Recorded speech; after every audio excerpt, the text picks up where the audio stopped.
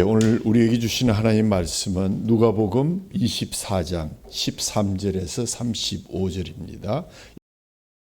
그날에 그들 중 둘이 예루살렘에서 25리 되는 엠마오라 하는 마을로 가면서 이 모든 된 일을 서로 얘기하더라.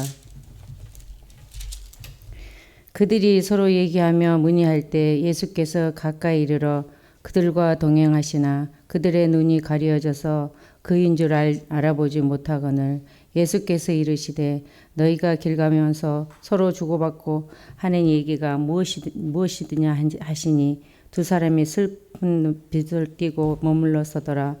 그 한 사람이 글로바라 하는 자가 대답하여 이르되 당신이 예루살렘에 체류하면서도 요즘 거기서 된 일이 혼자만 알지 못하느냐. 이르시되 무슨 일이냐. 이르시되 나사렛 예수의 일이니 그 하나님과 모든 백성 앞에서 말과 일에 능하신 선지자이거늘 우리 대사장들과 관리들이 사형 판결에 넘겨주어 십자가에 못 박았느니라.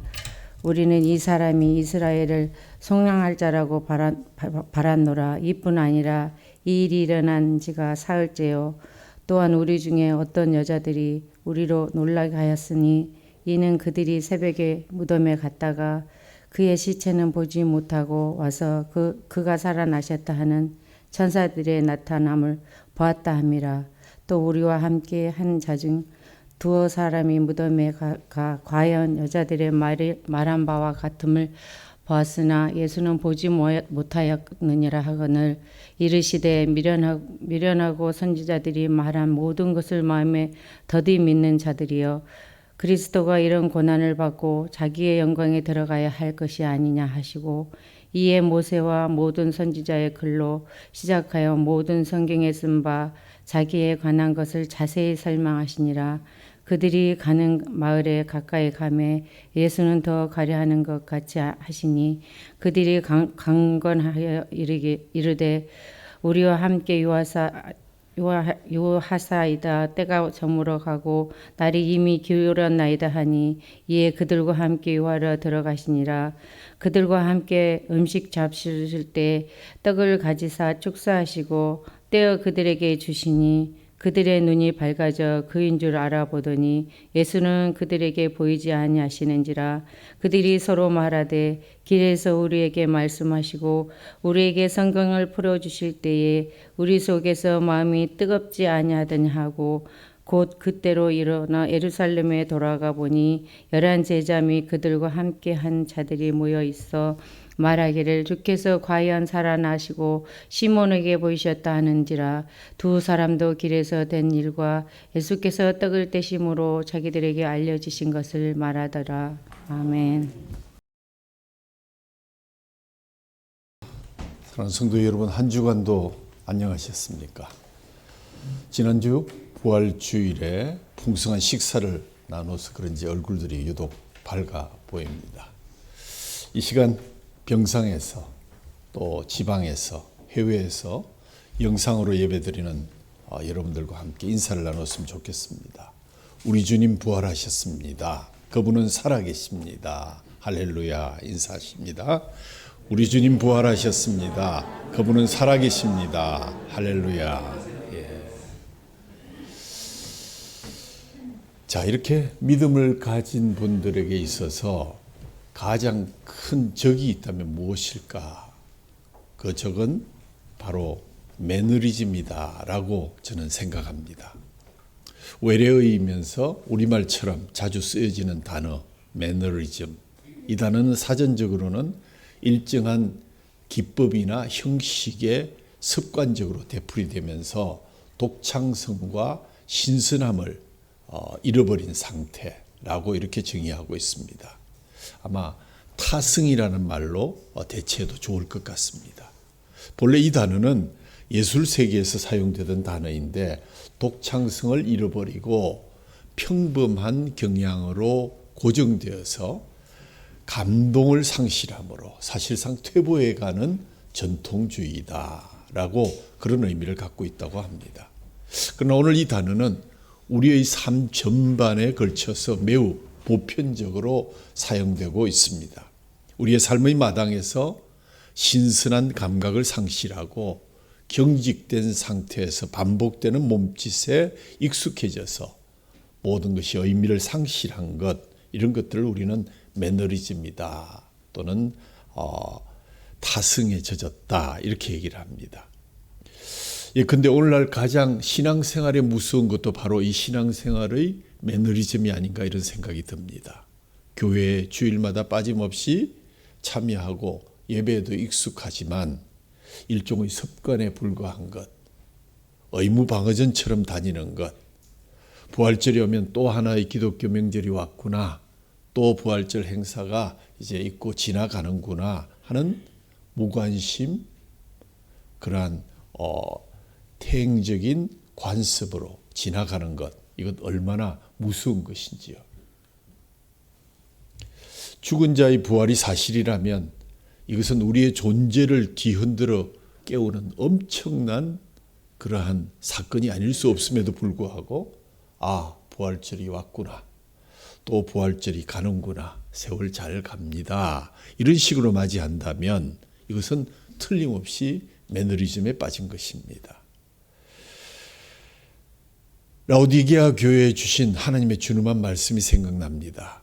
요한계시록 3장 15절 16절 말씀, 내가 네 행위를 아노니 내가 차지도 아니하고 뜨겁지도 아니하도다. 내가 차든지 뜨겁든지 하기를 원하노라. 내가 이같이 미지근하여 뜨겁지도 아니하고 차지도 아니하니 내 입에서 너를 토하여 버리리라. 얼마나 무서운 하나님의 준엄한 말씀이신지요. 이런 매너리즘에 빠져 있는 시간이 우리 누구에게나 올 수 있다는 사실은 우리가 경계해야 될 그러한 대목입니다. 그 시간을 말하기를 영혼의 어두운 밤이다, Dark Night of the Soul 이렇게 말씀하면서 들려주는 한 여인의 이야기에 귀를 기울여 주시기를 바랍니다.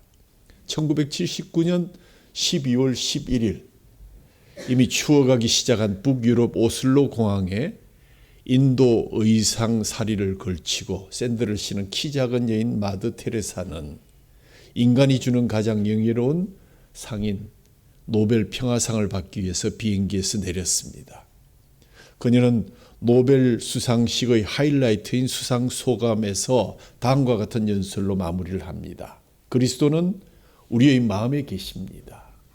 그리스도는 우리가 만나는 가난한 사람들 중에 있습니다. 그리스도는 우리가 주고받는 미소 중에도 계십니다. 그런데 이 마더 테레사가 이 유명한 연설을 하기 꼭 3달 전 9월 달에 자신의 영적 지도자인 고해 신부 마이클 반데르 피트에게 쓴 편지는 이런 고백을 남기고 있습니다. 예수님은 신부님에게 특별한 사랑을 갖고 계신 듯합니다. 그러나 저에게는 지금 침묵과 공허함만이 가득합니다. 저는 눈을 뜨고도 그분을 보지 못하고 귀를 열어 듣고자 하나 그분의 음성을 듣지 못하고 있으며 기도하고자 혀를 움직이지만 말을 하지 못하고 있습니다. 지금 제 믿음은 어디에 있을까요? 제 마음 깊은 곳 거기엔 온통 공허와 어둠뿐입니다. 제 안에는 해답 없는 의문이 너무나 많이 살고 있습니다. 신부님, 저를 위해서 기도해 주십시오. 29세의 나이로 요절한 푸른 꽃의 시인, 낭만주의 천재작가 노발리스가 우리 모두는 철학자가 되어야 한다. 철학한다는 것은 타성에서 깨어나서 생과 접촉하는 것이다 라는 유명한 말을 남겼습니다. 여러분, 진정한 믿음이 무엇일까요? 바로 믿는다는 것은 일상의 타성에서 깨어나서 살아계신 주님을 매일 매 시간 만나는 것이다 라고 정의해야 옳을 것 같지 않습니까? 문제는 살아계신 주님을 어떻게 살아있는 감동으로 만날 수 있느냐 하는 것이 문제인 것입니다. 본론으로 들어갑니다. 밤중에 예루살렘을 향해서 황급하게 발걸음을 돌리는 사람들이 있었습니다. 성경상에 25리라고 정언하니까 한 10km 넘는 거리를 예루살렘으로 밤길을 도로 돌아가고 있는 두 사람. 그 밤에 기어이 예루살렘으로 올라간 두 사람은 글로바와 또 한 명의 예수님의 제자였다고 기록되고 있습니다. 그런데 그들이 급하게 길을 재촉한 목적지 예루살렘은 실은 바로 그날 오후에 그들이 막 떠나온 그러한 곳이었습니다. 그러니까 오후 몇 시간에 걸쳐서 겨우 이곳에 도착해서 어둑해져서 식사를 하고 있는 중에 어떤 사람과 만나서 그 이야기를 듣고 식사를 서둘러 마치고 다시 떠나온 그곳으로 돌아가는 것입니다. 목적지인 집에 도착해서 피곤한 심신을 달래야 할 것 같은데 도대체 무슨 일이 있었기에 불이 나게 떠나온 길을 되돌아가게 되었을까요? 이 두 사람은 그날 오후에 예루살렘을 떠나올 때만 해도 절망의 상태에 있었던 것이 분명합니다. 두 사람이 주거나 받거나 한 말씀들, 대화 가운데 즐거운 기색을 도저히 찾아볼 수가 없었습니다. 그저 단순히 즐겁지 않은 그러한 주제로 아예 슬픈 얼굴을 하고 있었다고 성경은 기록하고 있습니다. 그도 그럴 것이 두 사람이 그렇게 따르고 믿던 선생 예수님이 십자가에 달려서 돌아가시는 것을 목격한 마당이니까 더 이상 예루살렘에 있는 것이 의미가 없다고 느껴졌을 것입니다. 아니, 신변의 위협을 느꼈을 것이요, 다음을 도모하고자 우선 고향으로 피신하는 것이 옳다 생각했을 것입니다. 게다가 같이 예수님을 선생님으로 모셨던 베드로가 다른 사람들에게 추궁을 당했습니다. 너도 예수의 제자지? 사람들이 물어보니까 아니라고 부인하고 도망 다니는 상황을 보면서 예루살렘에 머무는 것이 그야말로 정이 떨어지는 그러한 상황이었습니다. 11 제자들조차도 문을 잠그고 숨을 죽이고 있었다라는 상황을 우리가 볼 때 몇 시간 전만 해도 이 두 사람은 이제 낙향해서 새로운 삶을 추구하는 그러한 무리들이었습니다. 한때는 예수님을 부지런히 쫓아다닌다고 하면서 부푼 꿈을 가졌더랬습니다. 예수님이 로마 군인들을 다 몰아내시고 군사를 일으켜서 헤로드 왕을 내쫓으시면 내가 그분을 따라서 주요한 요직 하나는 차지할 수 있겠구나 하는 생각을 꾸었을는지도 모르겠습니다. 물론 그 정도로 속물이 아니어도 적어도 그분은 옳은 일을 하고 계시다, 나는 그분을 따라서 일평생을 바치겠다는 그러한 자부심이 가득했던 제자들이었습니다. 그런데 그 모든 일이 물구펌처럼 사라지고 나니까 더 이상 예루살렘에 머물 이유가 없었습니다.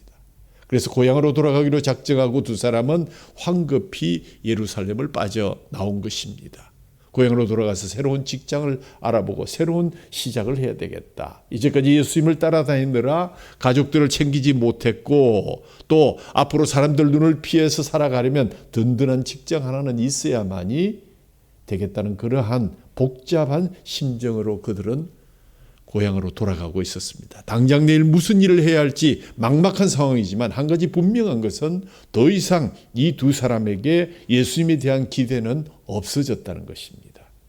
그렇게 자포자기하는 심정으로 터벅터벅 엠마오로 가고 있어서인지 아니면 자기들끼리 이야기하는 내용이 너무나 힘들고 괴롭고 절망적인 것에서 그랬는지 모르지만 언제부턴가 바로 옆에 자기들과 함께 걷고 있는 한 사람을 눈치를 채지 못한 채 걸어가고 있었습니다.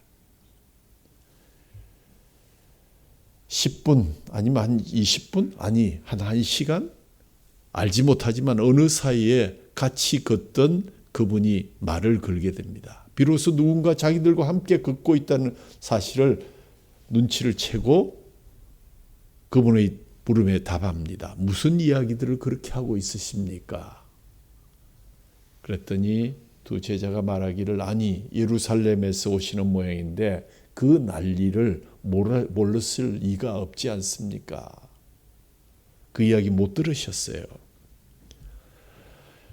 이 두 제자들은 그 낯선 사람에게 예루살렘에서 있었던 일을 한 가지 한 가지씩 이야기를 들려줍니다. 한참을 듣고 있던 그 낯선 사람이 얘기합니다.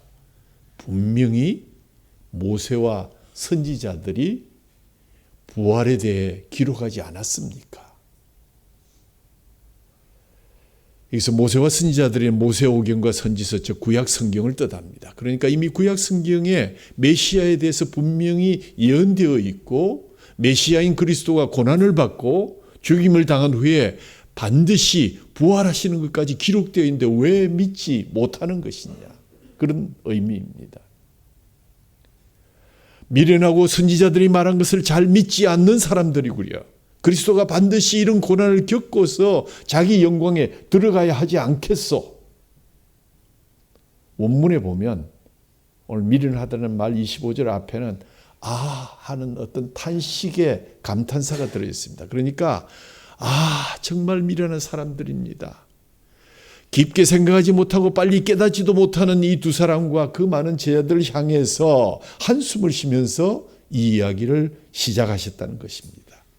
그렇게 한숨과 함께 그 낯선 남자는 성경에 기록된 이야기, 자신에 관한 이야기를 계속 길을 걸어가면서 설명을 해줍니다. 그런데 이상한 것은 분명 부활하신 주님이 나타나셔서 자신들과 동행하시며 말씀을 풀어주시는데도 불구하고 두 사람은 주님을 몰라보고 있다는 사실입니다.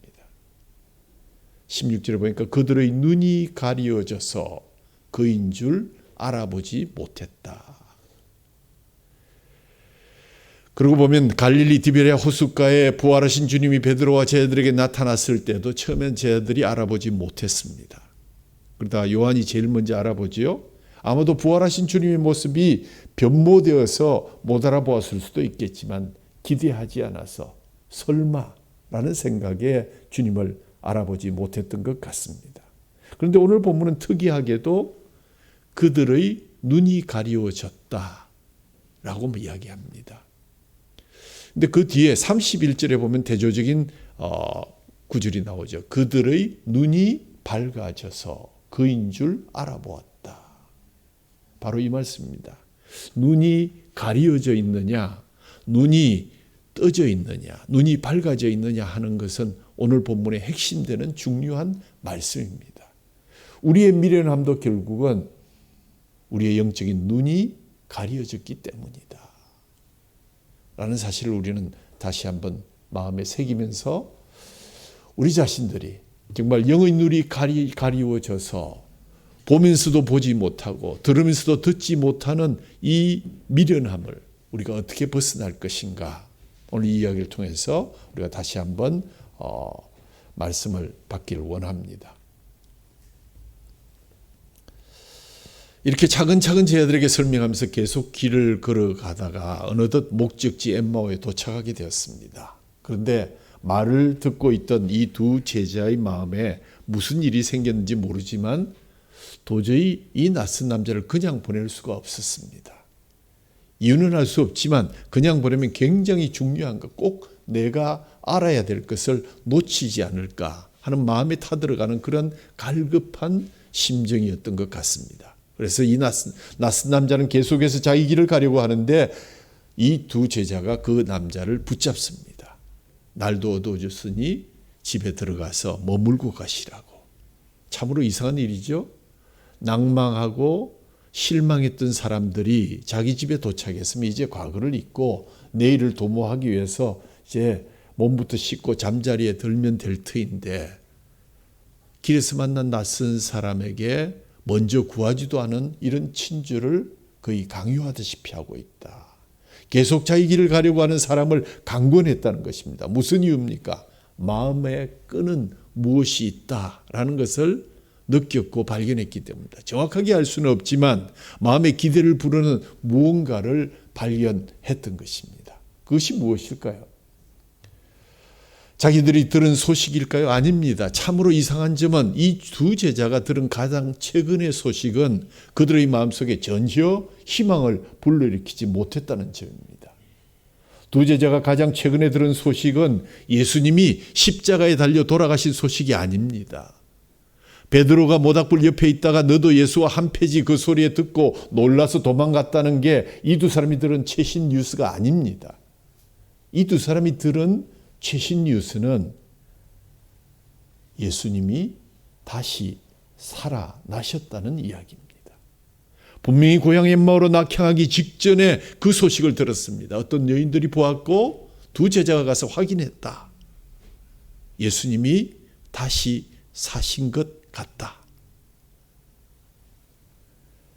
어떤 여자들이 예수님 시신을 본 것이 아니라 오히려 천사를 보았다는 이야기를 들었다고 자기들 옆에서 함께 걷던 이 남자에게 말하고 있습니다. 분명히 이 두 사람이 가장 최근에 들은 것은 어쩌면 희망의 부활의 소식이었을 것입니다. 그런데 그 부활의 소식을 들었으면서도 예수님을 찾아가서 다시 예수님과 함께 무슨 새로운 일을 시도하고 예수님 말씀하셨던 것을 다시 한번 끄집어내면서 주님의 일을 계속해야 될 터인데 그들은 그런 생각하지 않고 계속해서 슬픈 얼굴로 이곳까지 왔습니다. 들어도 듣지 못했다. 귀가 뚫려 있어도 예수님이 약속하신 대로 살아나셨다는 소식을 들었어도 그것을 마음에 믿지 못했다는 말입니다.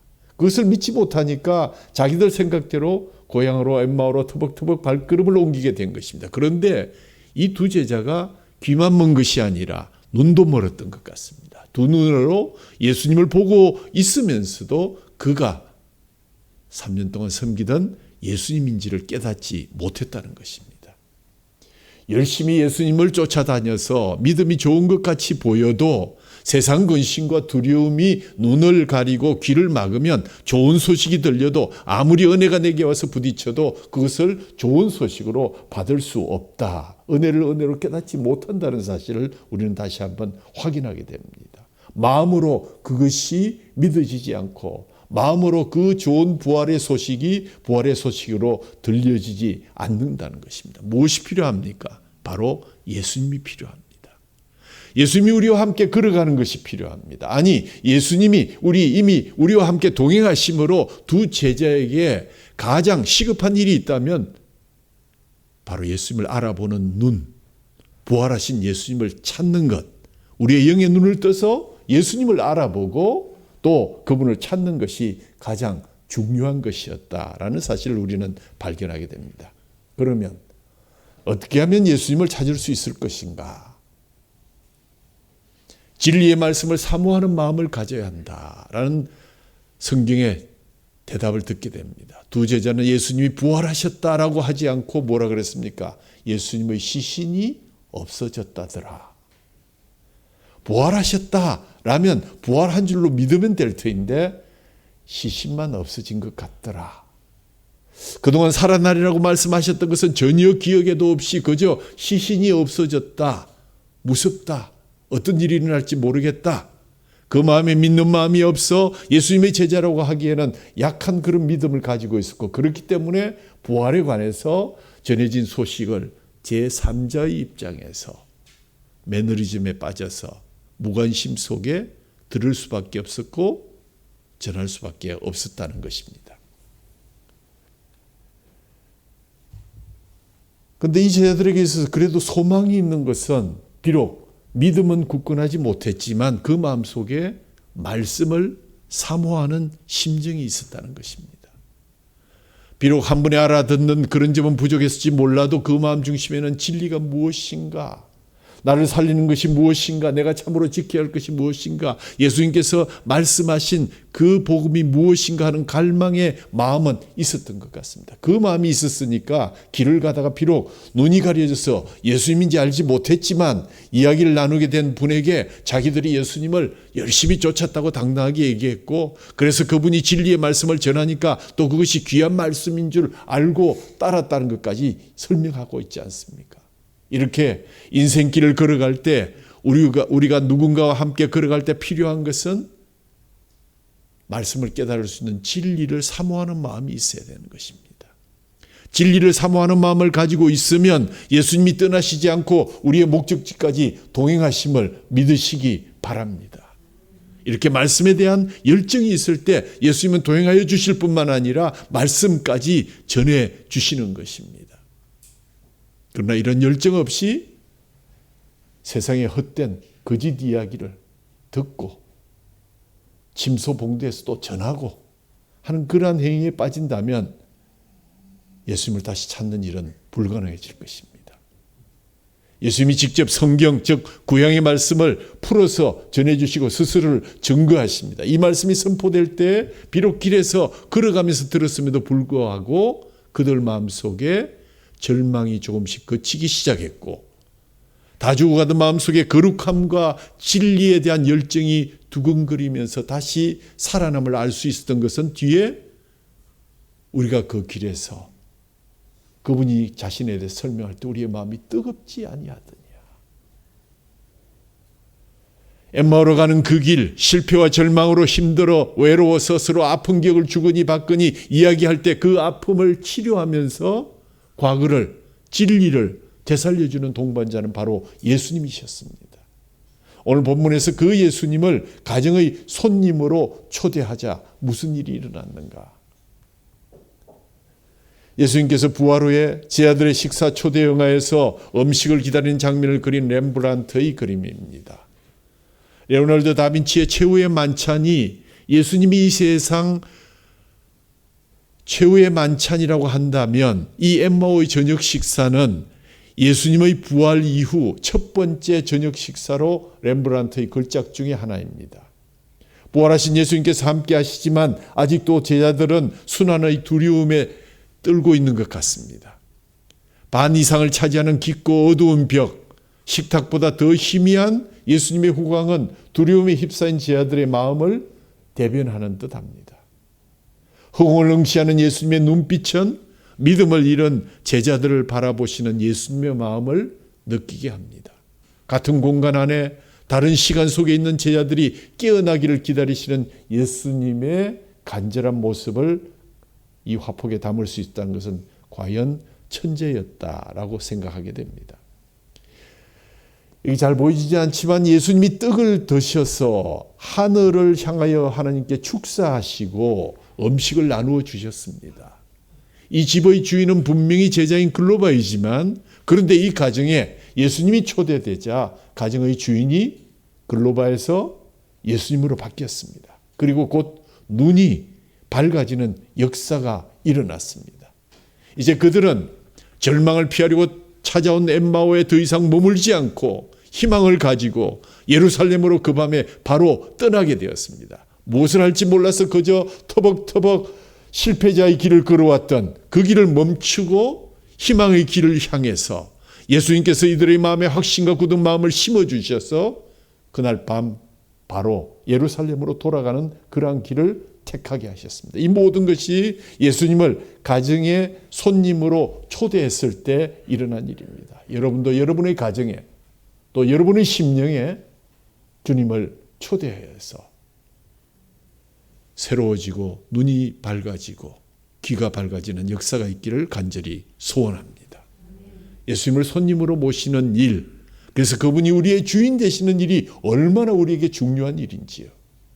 모시는데 그냥 모시는 것이 아니라 관건해서 이 두 제자는 그냥 예수님이 그냥 가시려고 하셨던 것을 붙잡았습니다. 머물러 달라고 사정했습니다. 그렇게 간절히 머무기를 청할 때에 예수님이 그 가정의 주인이 되어 주셨고 떡을 떼시면서 그들의 기억을 살리셨고 그들의 주인이 되는 역사가 일어난 것입니다. 새로운 희망을 되살리시고 예수님이 호련히 떠나시고 나자 이들의 반응이 어떠했습니까? 길에서 우리에게 말씀하시고 우리에게 성경을 풀어주실 때 우리 속이 뜨겁지 아니하더냐? 우리 마음이 뜨겁지 아니하더냐? 서로 그렇게 이야기를 합니다. 이것이 바로 성령의 체험이 아닐까요? 요한일서 내가 회심을 하는 순간에 이상하게 내 마음은 뜨거워졌습니다 라고 고백한 것도 동일한 성령의 사역이었던 것으로 생각됩니다. 유명한 파스칼로 하여금 팡세에서 기쁨, 눈물, 불 하나님의 아브라함의 하나님이 이삭의 하나님, 야곱의 하나님이 예수 그리스도의 하나님이 나의 하나님이시다. 그렇게 고백할 수 있었던 것 동일한 성령님의 사역이었습니다. 성경적인 모든 성령 체험은 결국 우리로 확실하게 그리스도를 깨우치고 감격적으로 우리를 그리스도에게 인도하고 날마다 주님께서 주시는 그 새로운 은혜를 받으면서 매너리즘과 타성에서 벗어나고 날마다 주님을 만나는 그곳에서 우리의 믿음은 자라게 되어 있는 것입니다. 그것이 바로 예수께서 요한복음 15장 26절에 언약하신 말씀입니다. 내가 아버지께로부터 너희에게 보낼 보혜사 곧 아버지께로부터 나오시는 진리의 성령이 오실 때에 그가 나를 증언할 것이요. 그리고 이 사건 직후에 엠마오 길의 두 제자는 고향을 향하던 발걸음을 돌이켜서 다시 예루살렘으로 그리고 부활의 주님을 증거하는 새 인생을 찾아가게 된 것입니다. 이 두 사람이 예수님을 만났을 때는 잠깐 마음이 뜨거워졌던 것이 아니었습니다.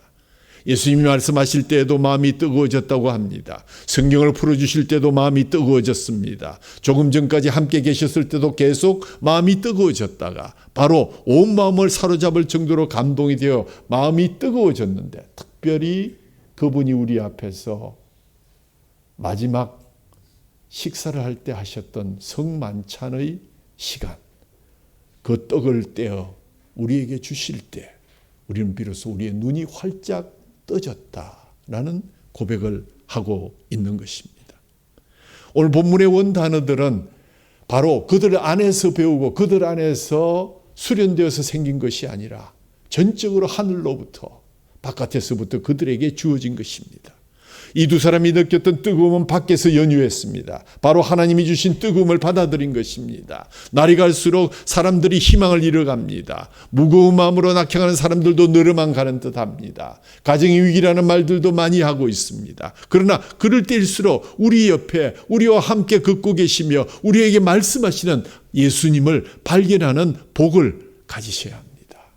진리에 대한 열정을 가지고 그 예수님을 강건하여서 가정에 초대하고 내 마음속에 초대하여 그분이 우리의 주인이 되는 놀라운 역사가 오늘 이곳에 벌어진 것처럼 우리가 청해서 그 말씀을 들을 때 예수님이 우리의 닫혀있는 눈과 귀를 열어주실 것이요. 바로 그 순간에 새로운 절망이 희망으로 바뀌어 또 죽음이 생명으로 바뀌는 그래서 그 뜨거움으로 어두운 밤길을 다시 달려 절망했던 그 자리로 돌아갈 때 두렵지 않고 오히려 희망으로 환해지는 놀라운 역사하심을 오늘 우리는 성경에서 읽을 수가 있었습니다.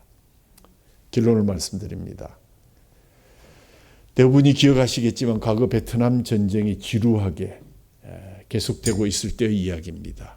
우리가 잘 알고 있는 것처럼 이 전쟁은 1964년에 시작되어서 1975년에 끝이 난 현대사의 어두운 그림자의 한 부분입니다.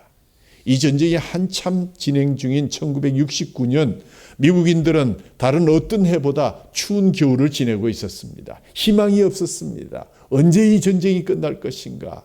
전쟁에 나간 우리의 자녀들은 언제 돌아올 것인가? 신학계에서는 이런 시대를 반영하듯이 소위 하나님의 죽음의 신학이 횡행되고 가르쳐지고 있었습니다. 이 무렵 어느 날 미국 중서부 인디애나주에서 빌과 글로리아로 불리는 두 고등학교 선생님이 결혼을 했고 이 둘 다 음악을 사랑하던 그러한 그리스도인들이었습니다.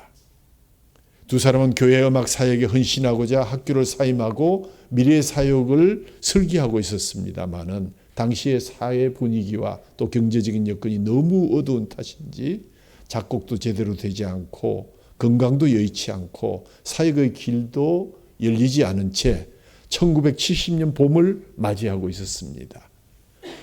날 빌과 글로리아가 빌의 아버지를 모시고 자기 사무실 앞에 도착해서 자동차를 주차하다가 주차장 한 구석 으깨진 아스팔트를 헤치고 고개를 내밀고 있는 파란 풀잎을 보면서 아버지가 저 풀잎들을 보라 하고 외치니까 아들과 며느리가 드디어 봄이 오는 겁니다.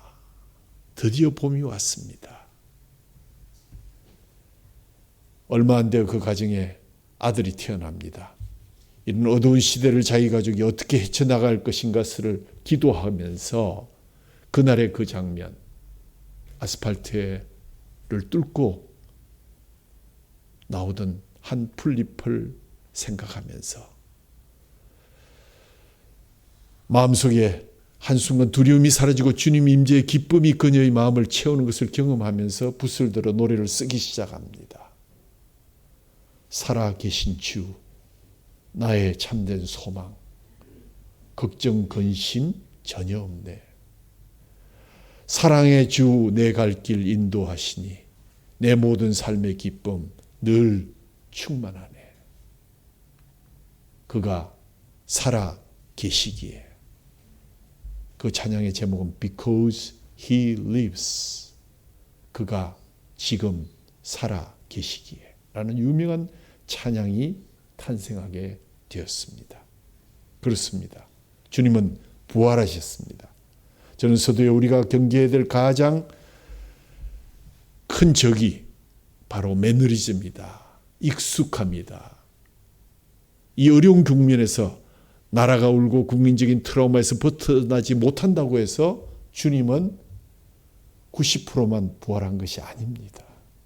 어제와는 전혀 다른 것, 하늘과 땅, 내 환경, 내가 만나는 사람, 내가 일하는 모든 것이 새로운 것임을 기대하면서 바라본다면 우리는 그가 살아계시기에 살아계신 주를 찬양할 수 있을 것입니다. 사랑하는 성도 여러분, 예수 믿고 하루하루를 경탄하며 하나님께서 우리를 어떻게 변화시켰는지를 깨닫는 놀라운 축복을 얻으시기 바랍니다.